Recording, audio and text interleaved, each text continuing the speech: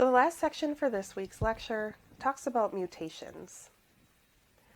Wild type versus a mutant strain. So wild type is the most common genotype or the most common sequence of bases that you would find out in nature.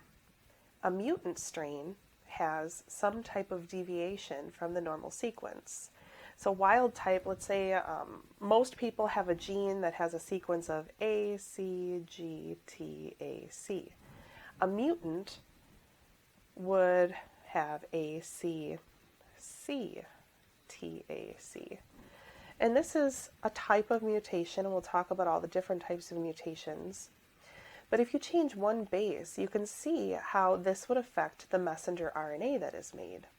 So if we were to use this mutant strain to produce messenger RNA, our messenger RNA should be U, G, C, A, U, G. But now our messenger RNA is going to read U, G, G, A, U, G. So now when we read these three to have an anticodon, we may end up incorporating a different amino acid.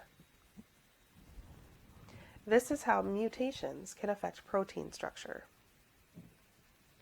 A spontaneous mutation happens spontaneously. There's no known cause, and it's usually due to an error in replication. So DNA replication, we make a mistake, the mistake goes unnoticed and unfixed, and then we have a mutation. But then there's also induced mutations, and induced mutations are caused on purpose by a known mutagen. So let's say we're trying to evaluate the mutation rate of a strain of bacteria. We're going to add a chemical that we know causes mutations, like ethidium bromide, and see the mutation rate after we've added that known mutagen.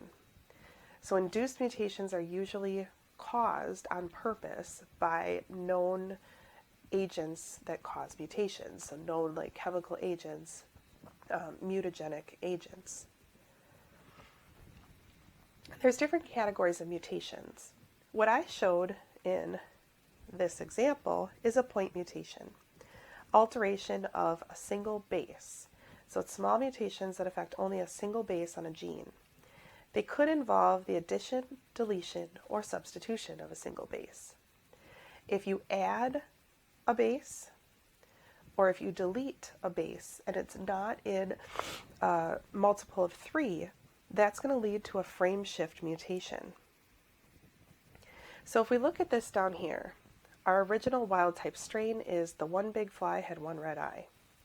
If we substitute one of the bases and do a point mutation that substitutes the base, it would read the Q, one big fly had one red fly. Substituting a single base doesn't have that much of a profound effect on the sentence. It just changes that one base here. Now it may alter protein folding and protein structure and thus protein function, but it doesn't really affect the strand afterwards. But if we add or delete a base, that's a frameshift mutation, and it has very detrimental effects. The one, and if we add a Q here, the rest of the reading frame has shifted. So after that mutation happens, the rest of the protein will be completely incorrect. So we basically just lost that protein. Same thing happens if we delete a base. We're going to shift the reading frame in the opposite direction, and that can have severe detrimental effect. A lethal mutation is a mutation that leads to the dysfunction or cell dysfunction or death. So if we cause a mutation and the cell dies, that's a lethal mutation.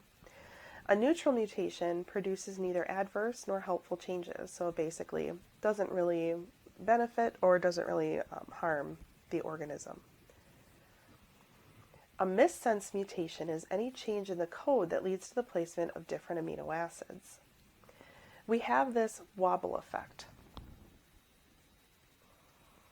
And if you look at, and I'm going to pull it up real quick just because we're talking about this.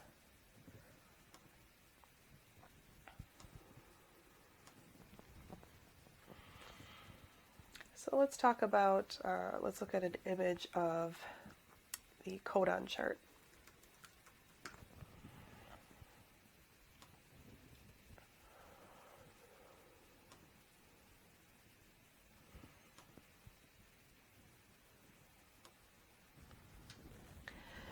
So, UUU codes for phenylalanine. UUC also codes for phenylalanine. So, these first two bases are really important.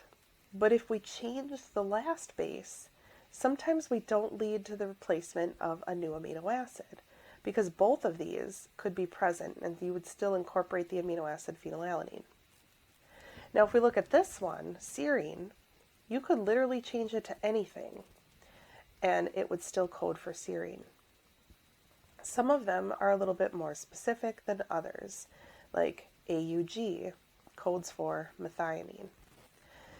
But in most cases, we have this wobble effect, which means placement of the third base in a codon on a messenger RNA, changing that can still lead to the same amino acid incorporated.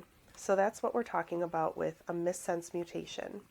Missense mutation, you change the sequence, but you still code for the same amino acid, or different amino acid, sorry. So any change in the code that leads to the placement of a different amino acid.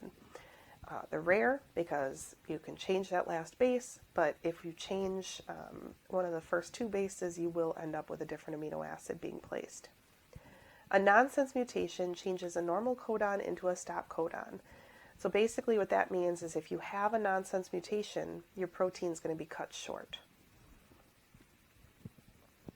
A silent mutation alters a base but has no effect on the amino acid itself.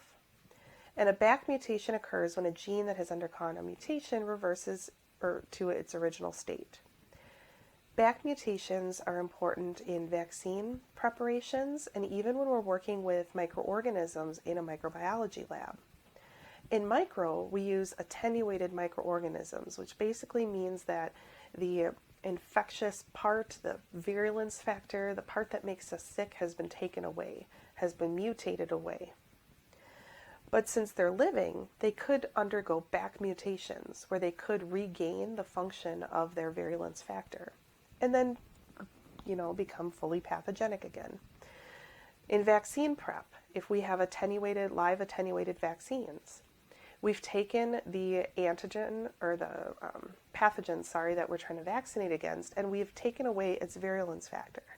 But if it mutates back to its original state, then it could essentially go on to cause the real disease in the individual.